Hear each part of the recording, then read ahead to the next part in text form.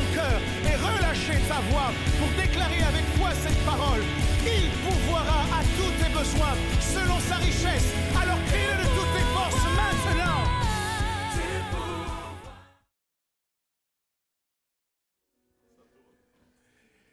La réjouissance est importante parce que elle justifie ce par quoi nous sommes passés pour l'expérimenter.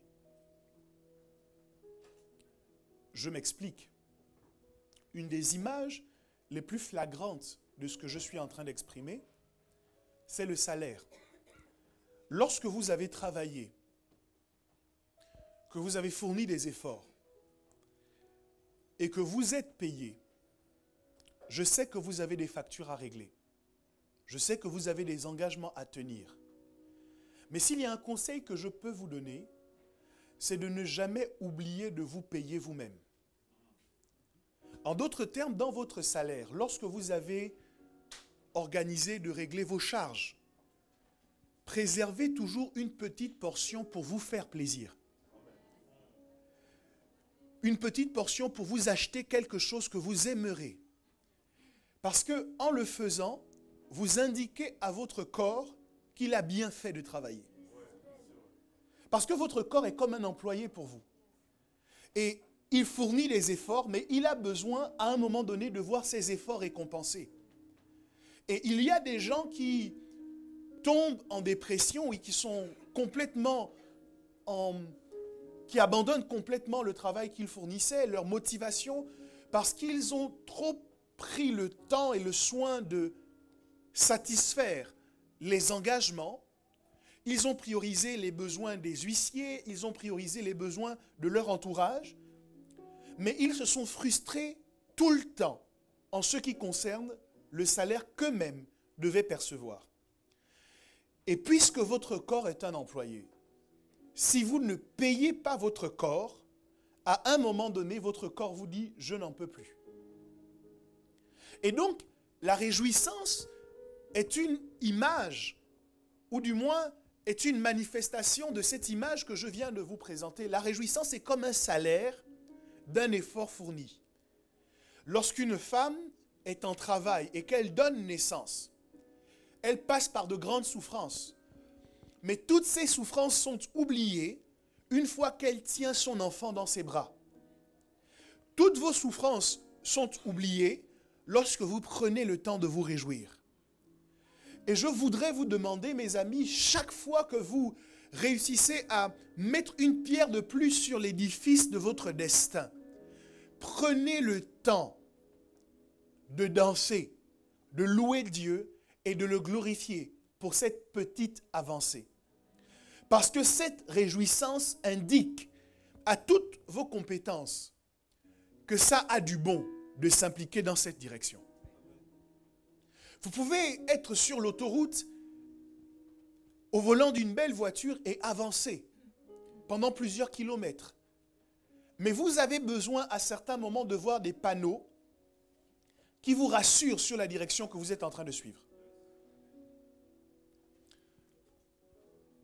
Vous allez avoir besoin de regarder sur la route pour voir des flèches qui vous disent « Voici la direction que vous êtes en train de prendre et en la suivant, vous arriverez à telle destination. » La joie, elle est un peu comme ces panneaux de signalisation qui ponctuent notre parcours dans la vie chrétienne et qui nous permettent de dire « Je suis sur le bon chemin ». Et donc, vous comprenez que vous aurez beaucoup de mal à avancer dans la durée, à garder votre force, votre implication, si vous ne savez pas, de temps en temps, vous mettre sur une aire de repos. Vérifiez sur votre carte que vous êtes en train de suivre la bonne direction. Et des moments comme ceux que nous avons vécus hier doivent nous enjoindre de nous arrêter, de lever nos mains vers le ciel. Non pas pour dire à Dieu, s'il te plaît, fais, mais merci parce que tu as fait. Je me réjouis de ce que tu m'as fait ceci. Je me réjouis de ce que tu as donné cela. Je me réjouis de ce que tu as accompli cela. Ce n'est pas subsidiaire, ce n'est pas une option. En le faisant, vous indiquez à votre être entier que c'est la bonne direction que vous suivez. Est-ce que tu peux dire à ton voisin de ma part, prends le temps de te réjouir?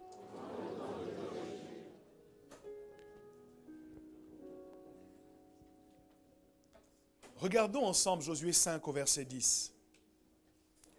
Pour continuer sur le sous-thème de notre série. La série s'intitule « Les secrets de Gilgal ». Nous avons montré qu'il y a un certain nombre d'actions qui sont posées à Gilgal et que Gilgal est une image de l'église locale. Alléluia. Gilgal était le centre stratégique où les enfants d'Israël se sont rassemblés avant de conquérir Canaan. L'église locale est le quartier général où les croyants se retrouvent pour recevoir les stratégies qui leur permettront ensuite d'être lancés dans la société et de conquérir, au nom de Jésus, un certain nombre de domaines. À Gilgal, plusieurs actions sont posées. On accepte de se laisser conduire par Dieu, par les personnes qu'il choisit de mettre devant nous. Je dis souvent qu'un chrétien, ou oui, c'est ça, une brebis sans berger est un gibier. À Gilgal, on accepte de se laisser conduire. C'est un choix, personne ne vous l'imposera. On accepte aussi à l'église locale, dans le cadre de l'église locale, d'être circoncis, c'est-à-dire de voir Dieu ôter de nous ce qui n'est pas bon, ce qui ne nous permet pas d'avancer dans les choses de l'esprit. À Gilgal, on prend le temps de guérir, parce qu'on a été blessé dans notre parcours. Quand on arrive à l'église, on est soigné par la parole de Dieu. La Bible dit, il envoya sa parole et sa parole les guérit. Et puis, à Gilgal, il faut aussi se réjouir. Alléluia. Et je disais que l'église locale est le lieu, l'espace dans lequel nous pouvons nous réjouir. Nous pouvons esquisser nos plus beaux pas de danse. Le moonwalk est réservé à la maison de Dieu. Et puis, nous avons compris que pour se réjouir, il faut apprendre. Que la réjouissance est le résultat d'un apprentissage. C'est pour cette raison que je vous ai tous inscrits, à l'insu de votre plein gré, à l'école de la joie.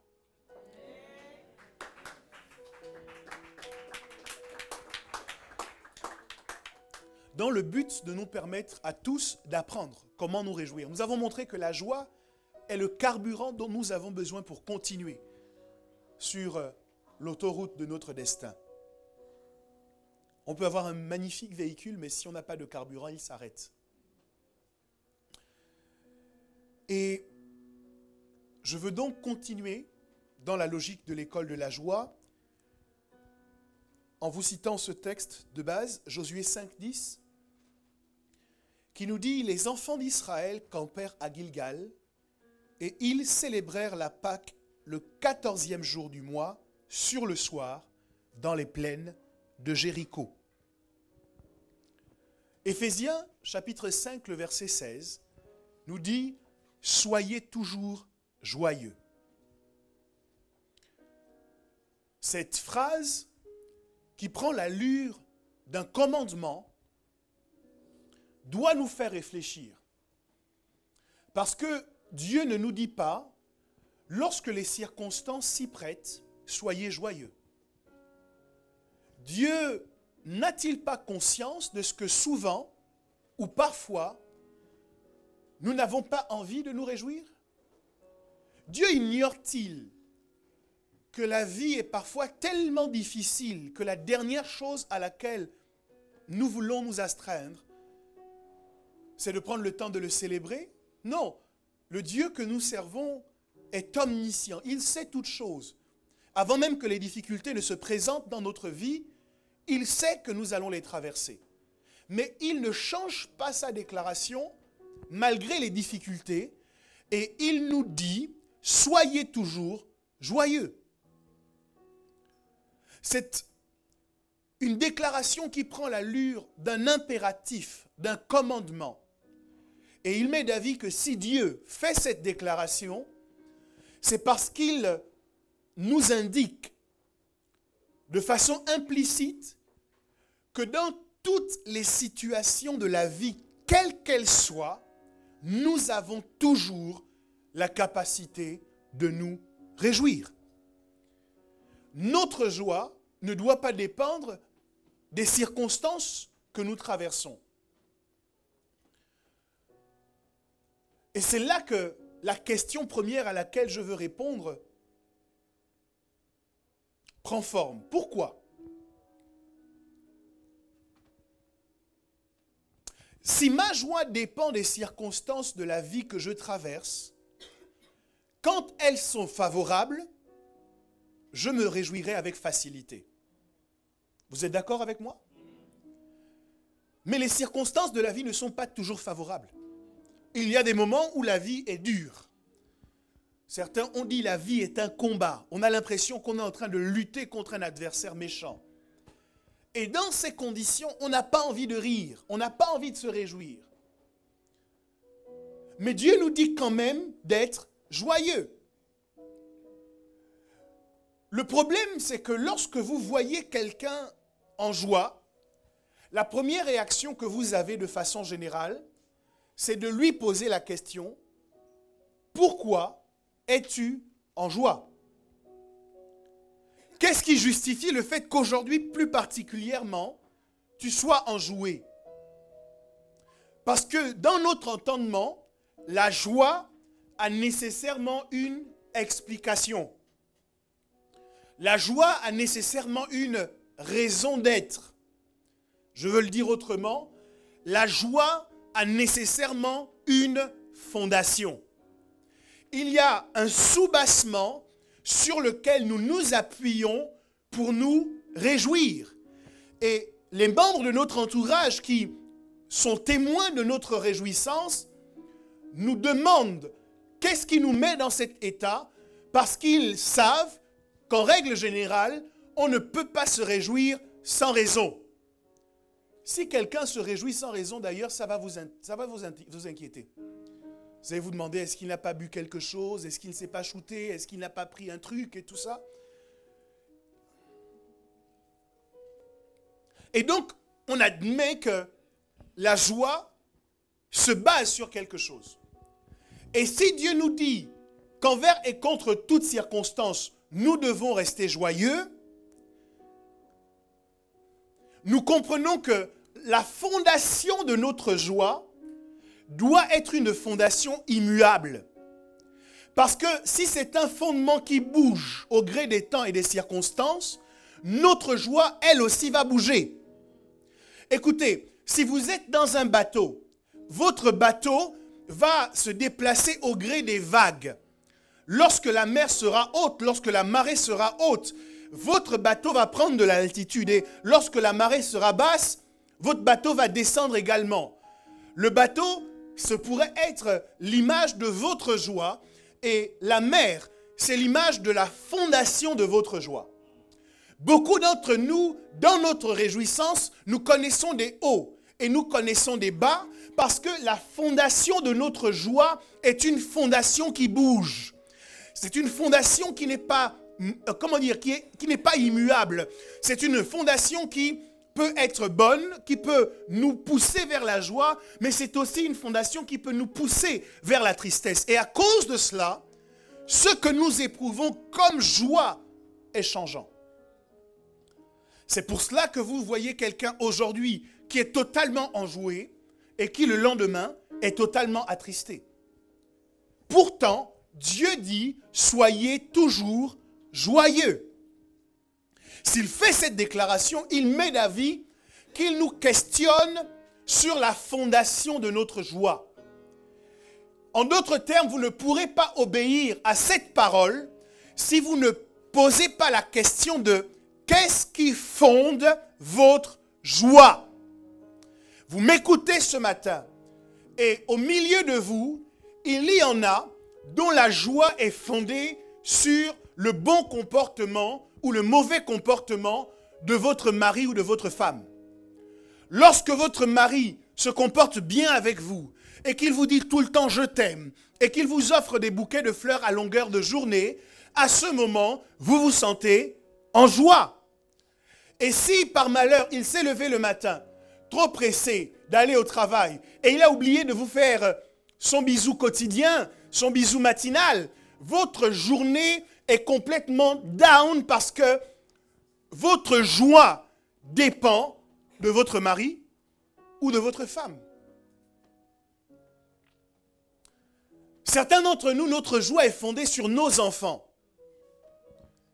Lorsque tout se passe bien dans la vie de nos enfants, il y a des gens qui sont capables de souffrir eux-mêmes, de manquer de tout, mais ils vont se sacrifier au maximum pour que leur enfant puisse avoir tout ce qu'il demande.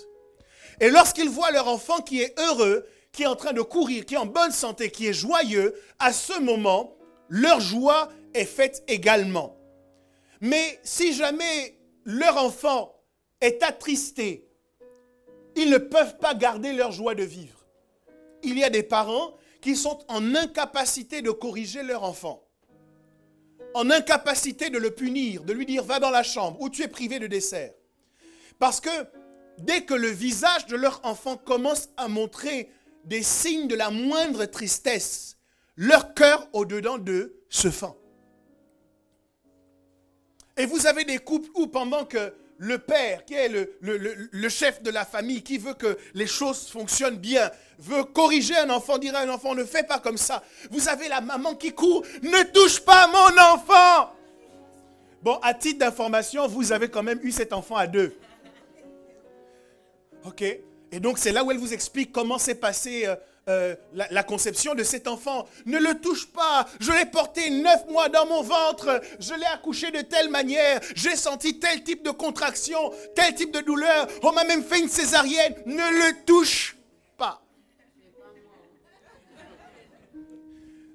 Pour quelle raison nous pouvons assister à ce genre de circonstances? C'est parce que le bonheur du parent est fonction des émotions de son enfant. Or, Dieu nous dit, soyez toujours joyeux. En d'autres termes, que ton mari te dise je t'aime, que ta femme soit respectueuse, agréable avec toi ou pas, Dieu ne change pas ce qu'il déclare, il dit, soyez toujours.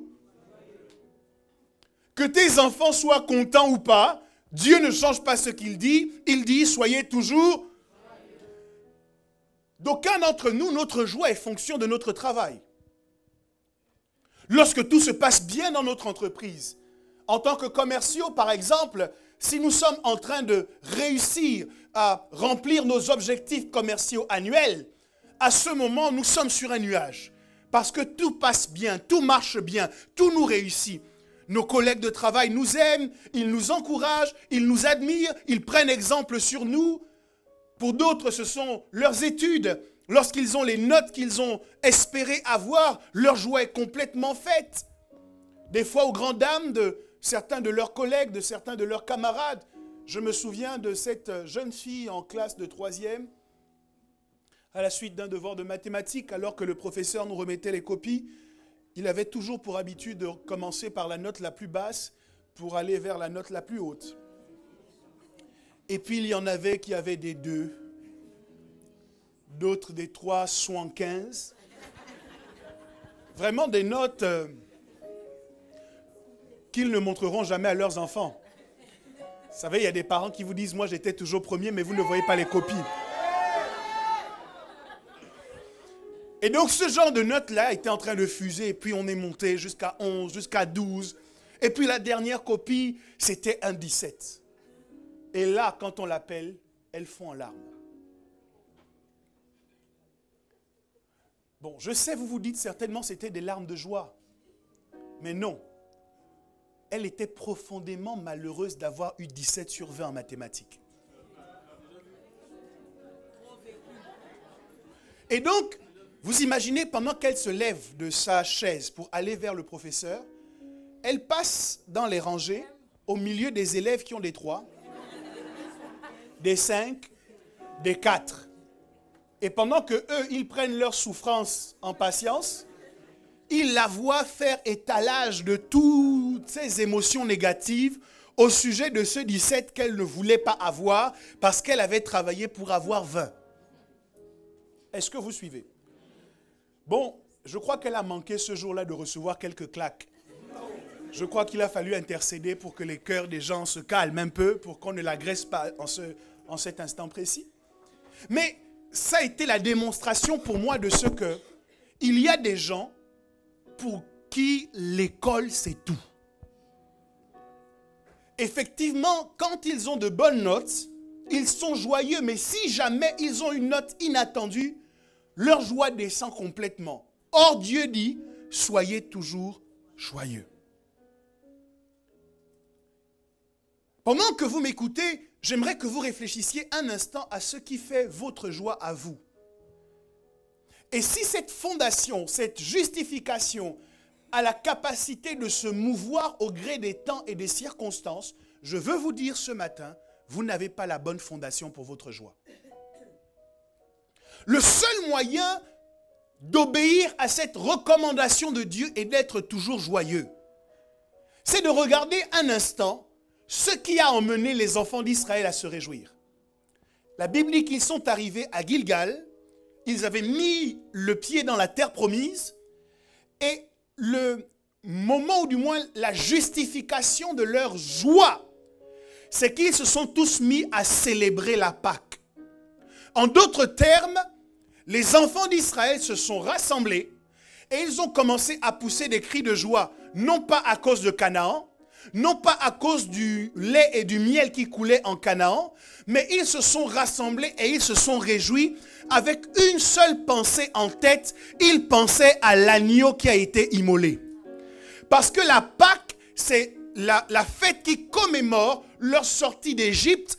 Et cette sortie s'est faite alors que Dieu avait donné une instruction en Exode au chapitre 12. Il leur avait donné l'instruction de prendre un agneau qui est le 14e jour du mois de Nissan, ce qui correspond dans notre calendrier entre mars et avril, serait immolé, dont le sang serait apposé sur les linteaux des portes. Cet agneau devait être mangé à la hâte, les reins sains, avec du pain sans levain. Ce devait être un mâle sans défaut. Et on disait d'ailleurs de lui que aucun de ses os ne devait être brisé. Je suis en train de vous expliquer que la raison de la joie des enfants d'Israël à Gilgal ne dépendait pas de leur mari, de leurs femmes, de leurs enfants, de leurs études, de leur travail, mais la fondation de leur joie, c'était Dieu lui-même. Et le seul moyen d'obéir à cette recommandation de Dieu et d'être toujours joyeux, finalement, c'est de changer la fondation de notre joie. Au lieu de laisser notre joie être prise en otage par un homme, par une femme, par des enfants, par des circonstances de la vie, Dieu nous indique que nous devons prendre notre joie et la déposer sur lui. Dieu doit être le fondement de notre joie. Si Dieu est le fondement de ta joie, mon ami, tu ne connaîtras plus jamais la tristesse. Si Dieu est le fondement de ta joie, tu ne connaîtras plus jamais les larmes. Si Dieu pour quelle raison? Parce que lorsque des circonstances qui sont censées te conduire à t'attrister vont arriver, elles ne te bougeront pas, elles ne t'affecteront pas, parce que ton Dieu, qui est la source de ta joie, lui, il ne change pas. La Bible dit qu'il n'y a en lui aucune ombre de variation. C'est pourquoi on dit, je veux me réjouir dans le Dieu de mon salut. Nous devons, en tant que croyants, choisir de changer le fondement de notre joie. Sinon, nous allons continuer à connaître des hauts et des bas. Il faut que Dieu soit la source de ta joie. Change de fondation ce matin. Pendant longtemps, tu as bâti ta joie sur des choses que le diable pouvait toucher facilement. Mais si ta joie est bâtie sur Dieu, par où le diable va-t-il passer pour te l'enlever? Dieu doit être la source de notre joie. Comment cela se peut-il dans une configuration où dans la vie, il y a des choses qui nous réjouissent? Est-ce que cela veut dire que nous ne devons tirer aucune joie de notre mariage, aucune joie de nos enfants, aucune joie de notre travail? Non, au contraire. Mais nous devons les mettre toujours en lien avec celui qui nous les a donnés.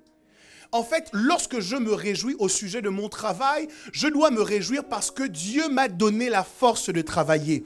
En fait, si vous me comprenez bien, vous allez commencer à chercher à voir Dieu dans tout ce que vous avez et dans tout ce que vous expérimentez. Je suis marié. Je vois Dieu dans mon mariage. Je ne suis pas marié, je trouve Dieu dans mon célibat. Je travaille, je trouve Dieu dans mon travail. Je suis au chômage, je trouve Dieu dans mon chômage. En vérité, dans toutes les circonstances de la vie que j'expérimente, je dois chercher à localiser Dieu. Parce que si je trouve Dieu, j'ai une bonne raison de me réjouir.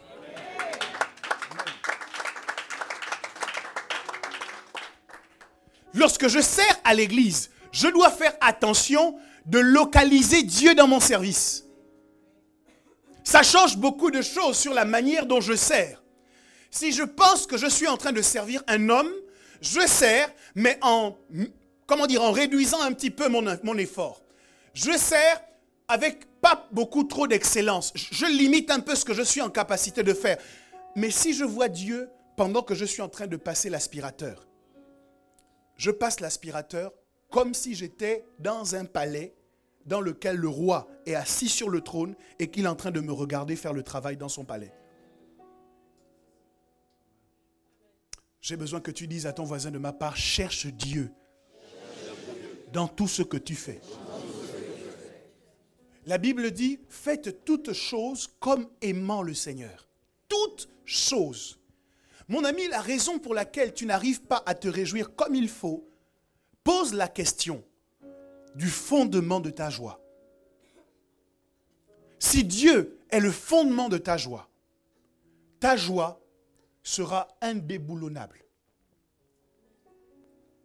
Et c'est pour cette raison que les gens autour de toi ne comprendront pas ce qui te réjouit. Parce que ce qui te réjouit ne dépend pas d'éléments physiques.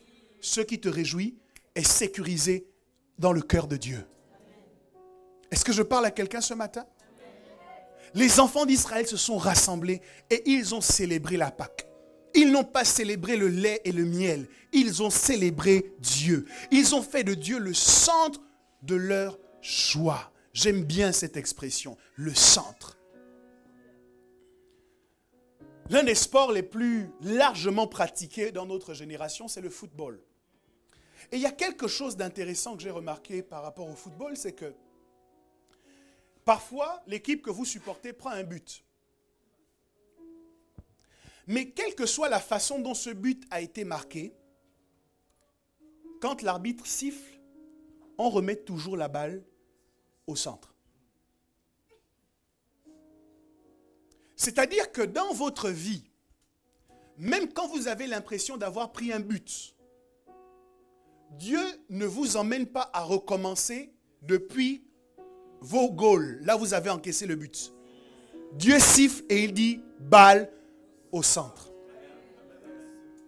Ce qu'il est en train de nous dire, c'est que lorsque votre joie a été perdue parce que vous avez perdu quelque chose, ce qui vous permet de la retrouver, c'est revenez au centre.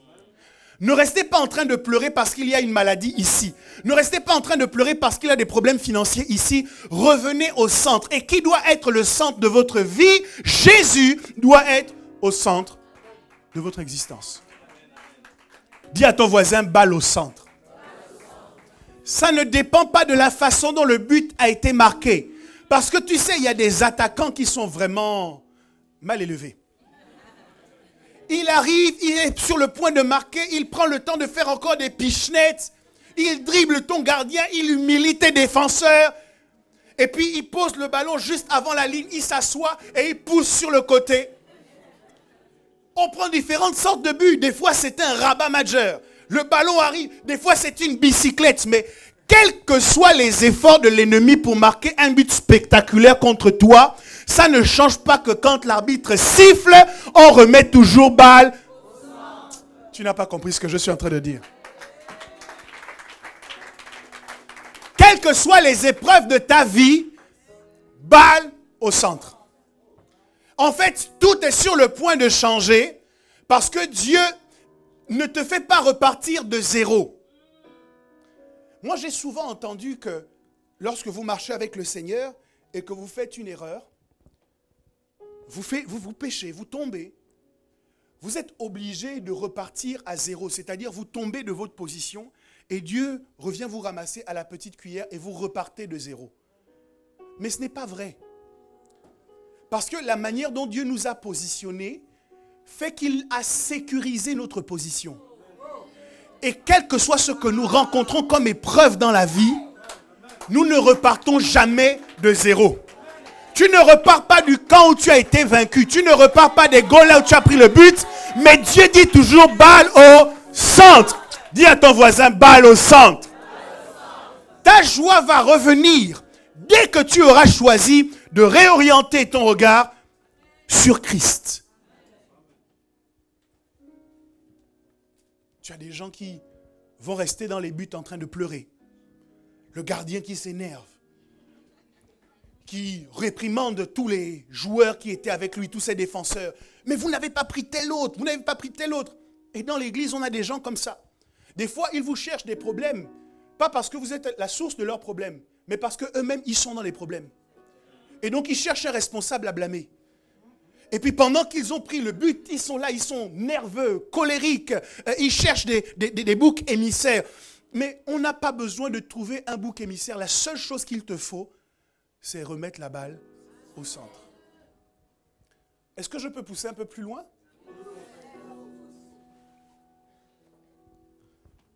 Nous remettons Dieu au centre de notre vie et notre joie se déploie à nouveau. Mais lorsque l'ennemi marque un but contre nous, les règles du football spirituel sont différentes. Parce qu'il est illégitime pour marquer quoi que ce soit contre vous. C'est un match spécial qu'on joue. C'est un match dans lequel il est interdit à notre adversaire de marquer contre nous. Vous jouez sur le terrain, mais dans les règles du jeu, il est écrit que si jamais il marque contre vous, c'est une faute. Si jamais il vous donne la maladie, c'est une faute. Si jamais il touche vos finances, c'est une faute. Si jamais il touche vos enfants, c'est une faute. Et qu'est-ce qui se passe lorsqu'il marque quand même? L'arbitre siffle, penalty. Pas contre vous, mais contre lui. C'est-à-dire que tu prends le ballon, tu dépasses même le centre. Tu arrives devant ses goals. Et puis l'arbitre dit, sors de tes buts. De sorte que tu aies toute la latitude pour marquer sans qu'il n'y ait de difficulté. Au-delà de la balle au centre, Dieu siffle même penalty contre l'adversaire. Je prophétise que la victoire que tu auras sur tes adversaires sera éclatante au nom de Jésus. Lorsque tu ressens ton attention sur Christ, les règles du jeu que Christ a établies s'appliquent désormais dans ta vie. C'est pourquoi le diable a peur des gens qui l'ont vaincu dans un domaine. Pourquoi? Parce qu'ils sont en capacité de faire des émules. Ils sont en capacité de faire des disciples. Il a connu des problèmes financiers. Dieu l'en a délivré. Il va réussir à gagner tout le monde à sa cause pour dire il n'y a plus de raison que nous ayons des problèmes financiers. Donc le diable perd encore du terrain. La raison pour laquelle Dieu permet des fois que le diable marque contre toi, c'est parce qu'il a besoin que tu intègres une leçon qui va te permettre d'enseigner d'autres personnes, de bénir d'autres personnes, de les sortir des problèmes dans lesquels ils sont. Dieu a besoin de te former pour que tu sois en capacité de mieux le servir. Notre joie doit être centrée sur Christ. Est-ce que quelqu'un peut le dire avec moi? Notre joie doit être centrée sur Christ. Notre joie doit être centrée sur Christ. Donne une offrande d'acclamation au Seigneur.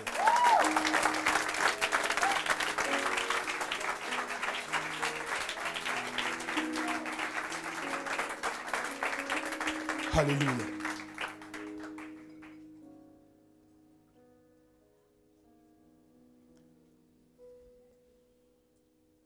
Revenons maintenant à la célébration des enfants d'Israël.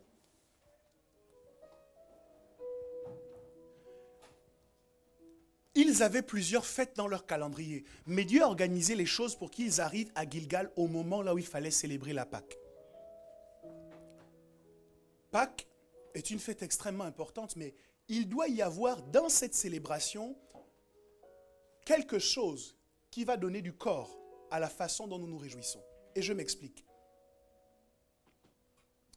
Les Juifs appellent Pâques la fête de la liberté. Elles célèbrent leur libération du joug des Égyptiens. Je vous ai donné tout à l'heure quelques détails sur la façon dont la fête était célébrée. On prenait un agneau qu'on immolait et on disait notamment au sujet des choses qui devaient être faites qu'on ne devait briser aucun de ses os. Les Juifs se sont réjouis à Gilgal autour d'un agneau dont les os ne pouvaient pas être brisés. Cela nous prouve d'ailleurs que cet agneau est une préfiguration de Jésus-Christ parce que souvenez-vous que lorsque Jésus est sur la croix de Golgotha,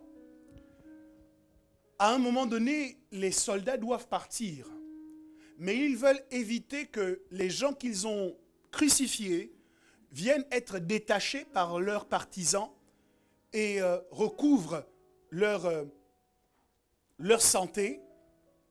Et donc, pour s'assurer qu'ils étaient bien morts, ils vont briser leurs jambes. Ils arrivent au niveau du premier et ils brisent les jambes du premier. Et ils arrivent au niveau de celui qui était à gauche, de l'autre côté de Jésus, et ils brisent également ses os. Mais quand ils arrivent à Christ, ils se rendent compte que celui-ci est déjà mort. Et donc, ils ne vont pas briser ses os. Pourquoi? Parce qu'il était écrit, aucun de ses os ne sera brisé. Jésus étant l'agneau de Dieu, on ne devait briser aucun de ses os. C'est pour cette raison qu'un des soldats va prendre la lance et qu'il va percer le côté de Jésus. Au lieu de briser les os, il va s'assurer que Jésus est bien mort en perçant son flanc. De l'eau et du sang vont couler. Pourquoi c'est la première célébration que les enfants d'Israël font? Elle nous enseigne que même dans le sacrifice que Dieu nous demande, il veille à ce que nos os soient toujours préservés. Nos os, je vous l'ai déjà dit, sont le symbole de notre onction.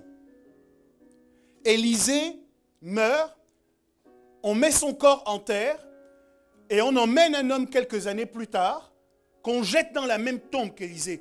Dès que cet homme touche les ossements d'Élisée, il revient à la vie.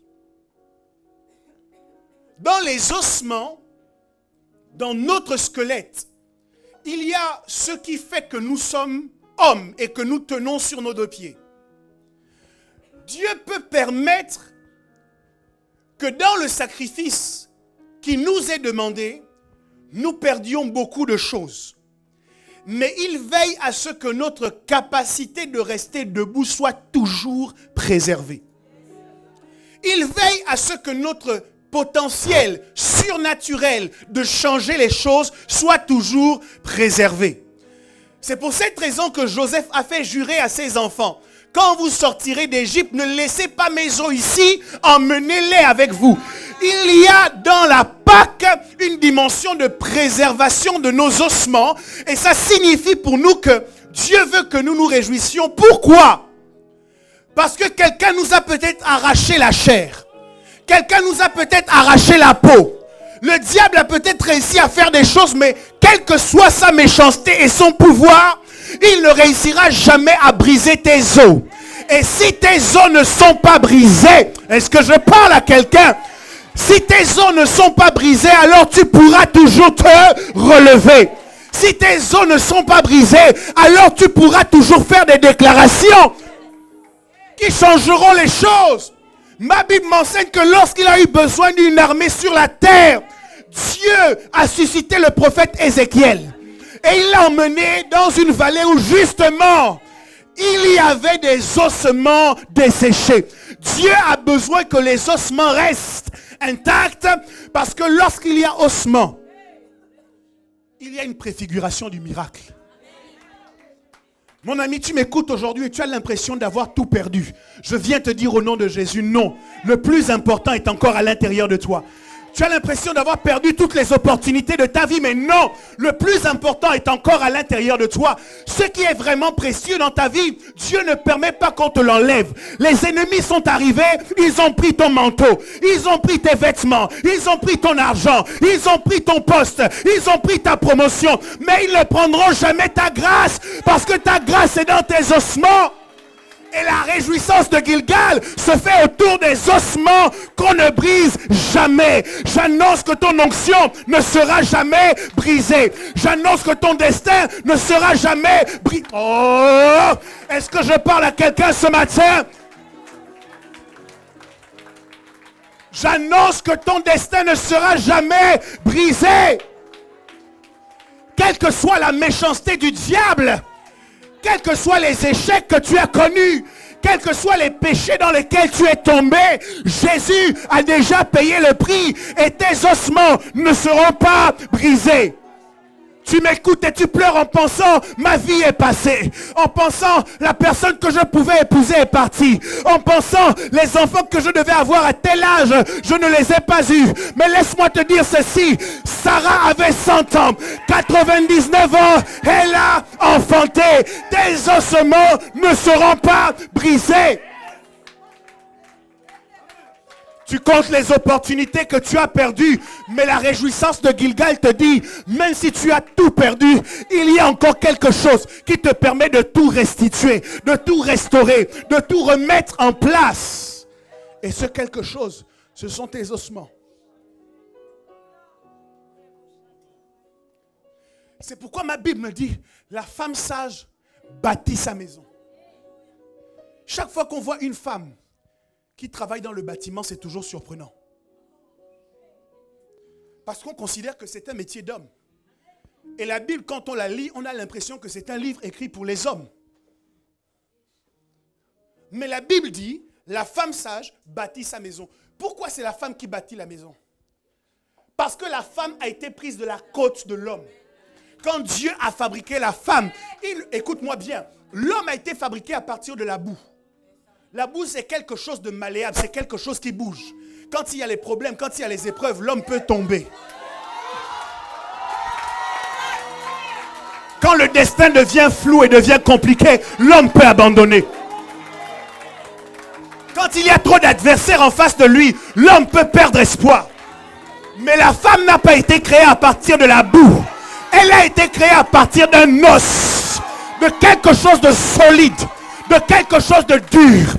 Quelles que soient les épreuves de la vie, la femme doit être en capacité de dire à son homme, mon chéri, nous allons y arriver. On va payer le prix ici et on va réussir à atteindre nos objectifs. N'oublie pas les rêves, n'oublie pas les visions. C'est une mémoire dans la maison pour dire à son mari, tu as oublié ce que Dieu nous a dit, mais moi je me souviens. Quand il t'a parlé, quand tu l'as rencontré, voici dans quelle direction il nous a envoyés. La femme sage bâtit. Que quelqu'un tape dans la main d'une femme sage ce matin.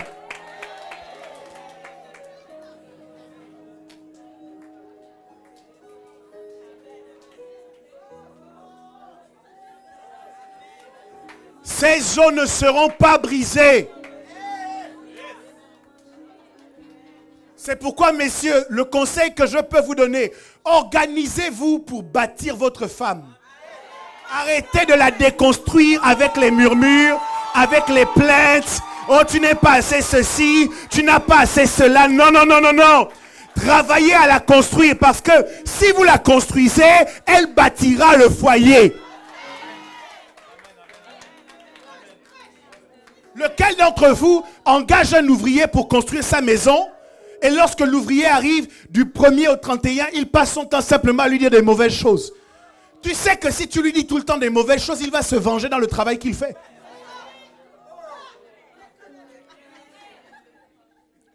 La femme sage bâtit. La femme a été construite à partir d'un matériau solide, ferme, stable. C'est pour ça que les femmes ne doivent pas être ballottées à tout vent d'émotions. C'est ce que le monde nous enseigne aujourd'hui. Les choses vont bien aujourd'hui, je suis heureuse. Les choses ne vont pas bien, je suis malheureuse, je pleure. Je charge les gens, je les rends responsables de mon malheur. Non. La femme sage bâtit. Pour bâtir, tu as besoin d'être fermement enraciné. Non pas sur ce que ton père, ta mère a dit à ton sujet. Non pas sur ce que ton mari, tes enfants pensent de toi, mais sur ce que Dieu a dit de toi dans sa parole.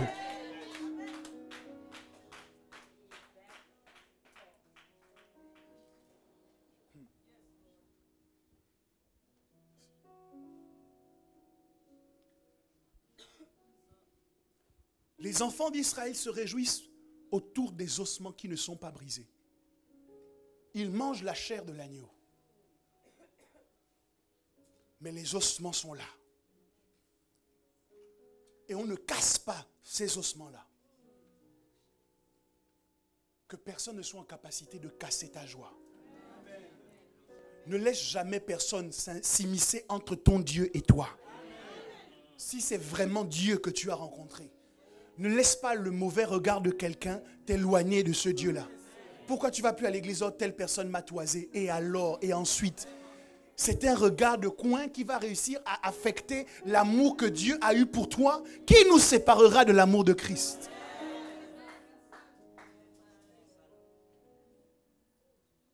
Bref, il y a dans la Pâque une dimension de commémoration et également de préfiguration. Je vous l'ai montré, la fête de Pâques emmène les Juifs à se rappeler de ce Jésus ou de cet agneau qui a été immolé en Égypte. Mais elle est aussi une préfiguration de ce que Dieu lui-même va envoyer son Fils comme agneau qui ôtera le péché du monde. Commémoration et préfiguration. Et je crois que dans notre joie, il doit y avoir une dimension de commémoration et une notion de préfiguration. En d'autres termes, nous devons pouvoir nous réjouir de ce qui s'est passé et nous devons savoir nous réjouir de ce qui va se passer. Parce que c'en est assez de noircir sans cesse le tableau. Votre passé n'est pas seulement ténébreux. Il n'y a pas eu que des malheurs dans votre passé. Certes, vous avez vécu des choses difficiles, mais votre passé ne peut pas se résumer aux choses difficiles que vous avez vécues. Je crois que dans votre passé, dans votre parcours, vous avez rencontré des gens qui vous ont aimé. Vous avez rencontré des gens qui vous ont fortifié. Vous avez rencontré des gens qui se sont mobilisés pour votre avancement. Et plutôt que de vous rappeler uniquement du mal qu'on a pu vous faire, rappelez-vous surtout du bien que Dieu vous a fait, même dans votre passé. C'est la notion de commémoration. Lorsque je pense à mon passé, je me souviens de qui j'étais. Et cela m'inspire de la joie, parce que je réalise que je ne suis plus la même personne. Mon passé ne peut pas seulement m'inspirer de la tristesse, mais je dois trouver dans mon passé des occasions de me réjouir, de bénir Dieu, parce que je me rends compte que même quand je ne le connaissais pas, sa main était étendue sur moi.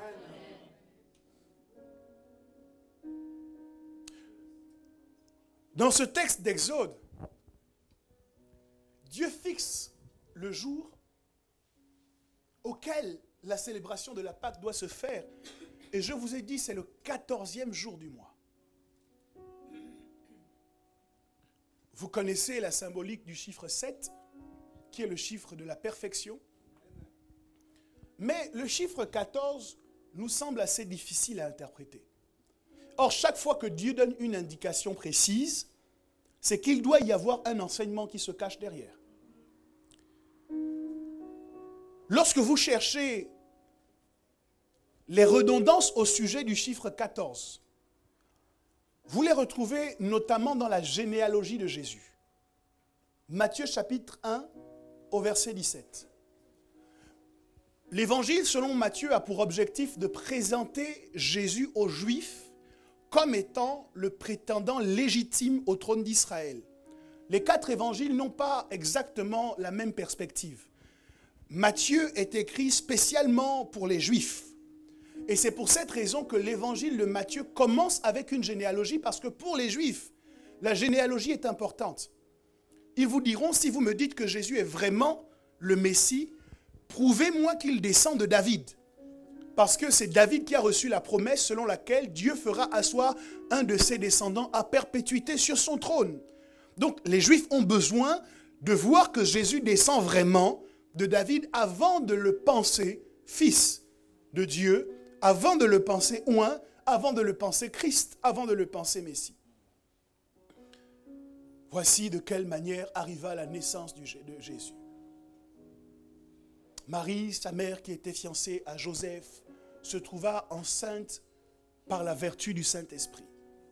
Et on vous explique qui a engendré qui a engendré qui. Et au verset 17 de Matthieu, il est dit qu'il y a en tout 14 générations depuis Abraham. Ouvrons le texte et lisons-le. De peur que vous ne disiez que le pasteur vous raconte des choses. Il y a donc en tout 14 générations depuis Abraham jusqu'à David. Ensuite, 14 générations depuis David jusqu'à la déportation à Babylone. Et enfin, 14 générations depuis la déportation à Babylone jusqu'au Christ.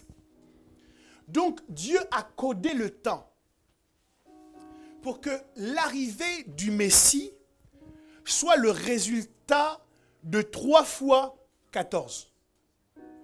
Or, dans l'Exode, quand il parle de la Pâque, il dit cet agneau devrait être immolé le 14e jour du mois. Il nous donne déjà des signaux indicateurs pour dire que cet agneau dont je vous ai parlé dans l'Exode, c'est celui que je vous emmène en Matthieu. 14 générations depuis Abraham jusqu'à David. 14 générations de David à la déportation. 14 générations de la déportation à la naissance de Christ. Cela nous permet de montrer que 14, c'est un chiffre qui symbolise l'accomplissement, la plénitude des temps. Il y a un cycle qui arrive à son terme et qui, comment dire, a permis que les choses que Dieu a en projet pour nous arrivent à maturation. C'est ce que 14 représente. D'ailleurs, avant qu'on n'immole l'agneau, le 14e jour, on le prend d'abord en observation quelques jours. Et c'est seulement arrivé au 14e jour, entre les 2 soirs, qu'on l'immole. Ça veut dire qu'on prend le temps de voir si cet agneau est vraiment conforme aux recommandations de Dieu avant de faire le sacrifice. Pour la promesse que vous et moi nous avons reçue, il y a un temps spécifique qui doit s'accomplir et qui permet que cette promesse, cette prophétie arrive à maturité et qu'ensuite elle soit manifestée. Et quand la Bible veut parler de ce genre de cycle, elle emploie le chiffre 14. Alléluia.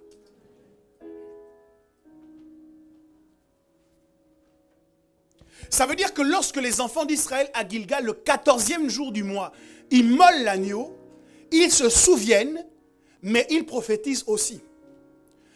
Et je vous ai dit que notre réjouissance doit avoir une dimension commémorative. Mais elle doit aussi avoir une dimension tournée vers le futur. Nous nous réjouissons aujourd'hui aussi pour ce que Dieu va faire demain. Alléluia. Et quand on le dit,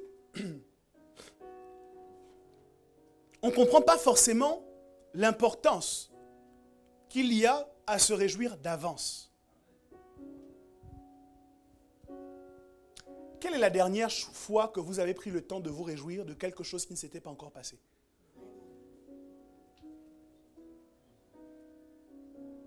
C'est une pratique à laquelle nous ne sommes pas habitués. Nous la connaissons intellectuellement, mais nous peinons à la mettre en pratique. Pourtant, c'est tellement essentiel et je vais vous expliquer pourquoi en quelques secondes. C'est parce que se réjouir d'avance vous permet de prendre les dispositions pour recevoir la bénédiction. Je m'explique.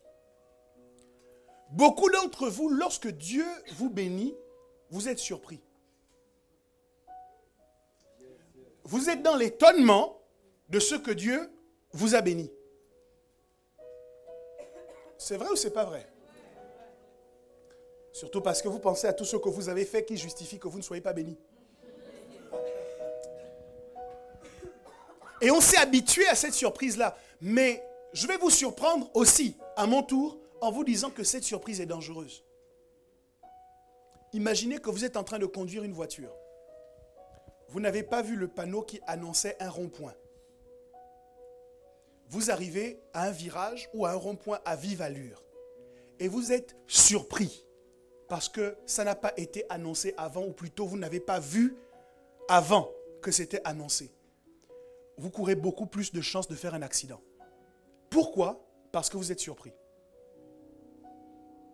Donc, lorsque je ne me prépare pas suffisamment longtemps à la bénédiction qui va venir, je cours le risque de recevoir la bénédiction en étant surpris.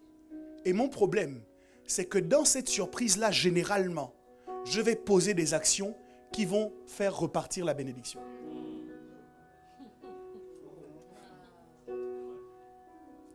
Certains d'entre vous, quand vous recevez de l'argent, de façon inattendue, vous êtes surpris. Bon, je dis de manière inattendue, mais je pourrais même dire en ce qui concerne votre salaire.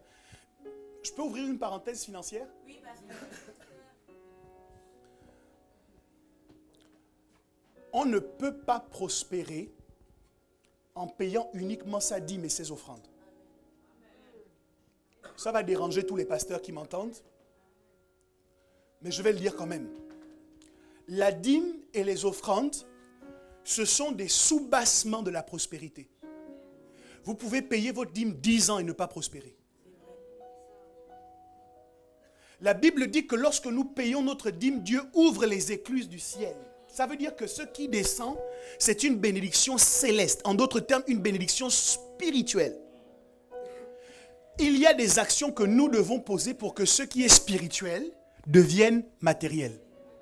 Quand tu payes ta dîme, Dieu t'inspire comment investir. Dieu t'inspire comment entreprendre. Dieu t'inspire... Écoute, Jacob serait parti de chez Laban nu comme un ver s'il n'avait pas reçu une inspiration. Laban changeait son salaire 10 fois. Laban lui demandait la brebis qui avait été volée la journée et la brebis qui avait été volée la nuit. Donc après avoir travaillé, combien d'années?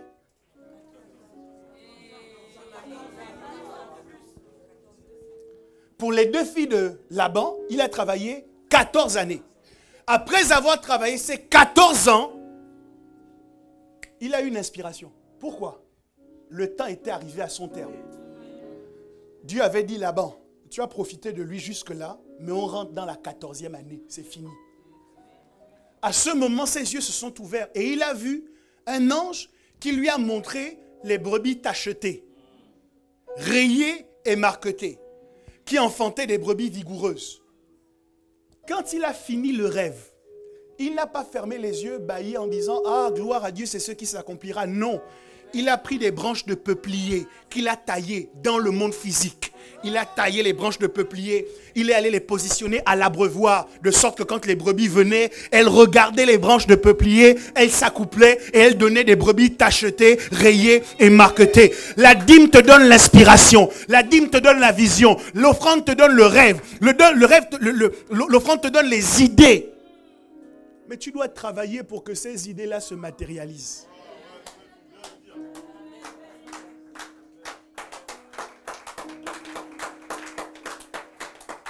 Bon, je ferme cette parenthèse financière. J'étais en train de vous parler de quoi? Je vais vous parler de la préfiguration. Pourquoi c'est important de se préparer à la bénédiction? On dit de Napoléon que c'était un très mauvais cavalier. Il était bon dans beaucoup de choses, mais en tant que cavalier, il avait beaucoup de choses à revoir. Et un jour, il a failli être complètement désarçonné par sa monture. Et un jeune caporal est sorti du rang. Il n'était que caporal. Bon, pour ceux qui connaissent un peu le jargon militaire, vous savez qu'un caporal, il est en dessous d'un capitaine. Ce n'est pas du tout un capitaine. Ok? Je vous dis parce que...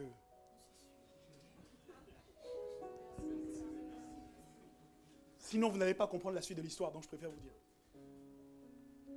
ma femme m'a dit que je dois m'essuyer le visage. Donc, comme c'est elle qui bâtit.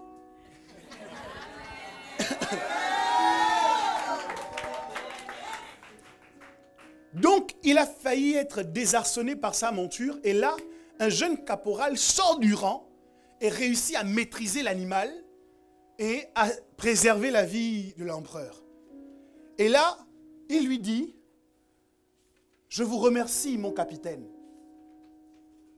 Et là, le caporal lui répond, « De quel régiment, votre honneur ?»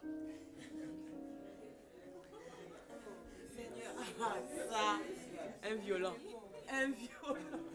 Il n'a pas corrigé Napoléon en disant, « Oh, mais monsieur, vous vous trompez. Moi, je ne suis qu'un caporal. » Il était tellement préparé à devenir capitaine que quand, par ignorance, Napoléon l'a appelé capitaine, il a dit, « De quelle compagnie ?»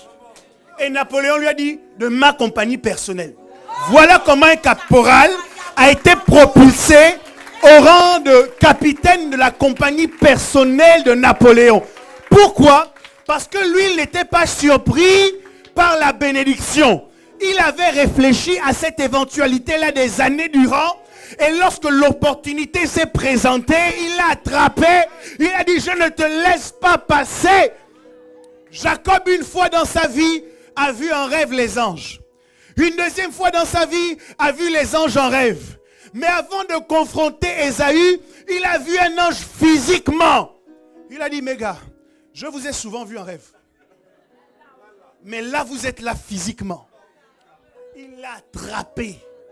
Je ne sais pas quelle prise d'aïkido il a faite. Mais il a dit, je ne te laisserai point aller avant que tu ne m'aies béni. Ça, c'est le comportement de quelqu'un qui sait là où il va. Le problème avec beaucoup de croyants, c'est qu'ils ont les opportunités. Oui, parce que tu es à l'église, parce que tu es dans la présence de Dieu, tu payes ta dîme, tu donnes tes offrandes, il y a des opportunités nombreuses qui viennent à toi, mais tu es toujours surpris. Pourquoi? Parce que tu n'as pas pris le temps de te réjouir. On a demandé à une demoiselle qui avait raté le concours de Miss États-Unis à plusieurs reprises. Elle avait été nommée parfois première dauphine, deuxième, mais elle avait toujours échoué. Et elle se représentait systématiquement et elle a fini par gagner. Et on lui a demandé, mais quel effet ça vous a fait, dites-nous, de descendre ces marches pour la première fois et de voir tous ces gens qui vous célébraient, de recevoir le bouquet? La dame a répondu, mais vous vous trompez, hein? Ce n'est pas la première fois que je descends ces marches. Il dit, mais comment ça, c'est la première fois que vous gagnez? Elle dit, chaque fois que je perdais, j'allais dans une vidéothèque et j'achetais toutes les cassettes dans lesquelles on retransmettait des concours de beauté et je me mettais dans la peau de celle qui avait gagné. Donc je me mettais à sa place et je m'imaginais systématiquement descendre les marches. Je me disais comment je vais balancer les cheveux, à quel moment je vais regarder les caméras, à quel moment. Donc tout ce que vous me voyez faire, c'est le résultat d'une longue préparation. La réjouissance nous permet de nous préparer d'avance à recevoir la bénédiction. Vous regardez sur votre compte bancaire et puis il y a une grosse somme d'argent qui est arrivée, vous paniquez. Et la première chose à laquelle vous pensez, c'est certainement une erreur. Et là, vous appelez votre banquier. Monsieur, arrêtez de faire ce que vous faites. Parce que quand je vais dépenser l'argent, là, vous allez encore venir me mettre dans les problèmes. Retirez-le déjà. Enlevez cet argent, monsieur. C'est le banquier qui est obligé de t'expliquer, mais non, madame, c'est de l'argent qu'on vous devait qui est arrivé. Et là, vous raccrochez, vous dites, ah, donc c'est vrai. Pour certains d'entre vous qui touchez la CAF, un virement spécial arrive. Vous dites, non, je les connais. Ils vont attendre quand j'aurai fini de dépenser ça pour m'envoyer une lettre pour dire, vous nous devez. Donc vous allez les voir très en colère. Pourquoi vous m'avez fait un virement de cette somme-là? Pourquoi? Parce que vous êtes convaincu intrinsèquement que ça ne doit pas vous arriver.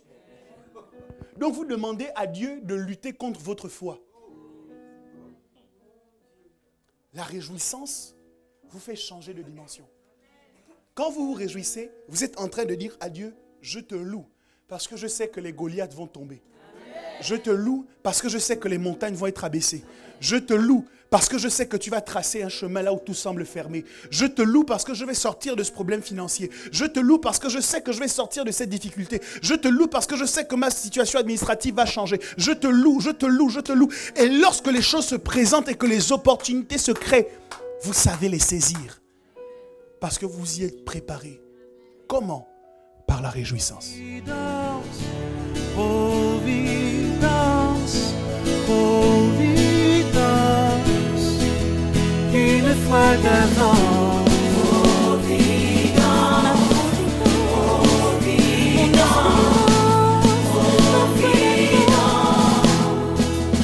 une fois d'avant.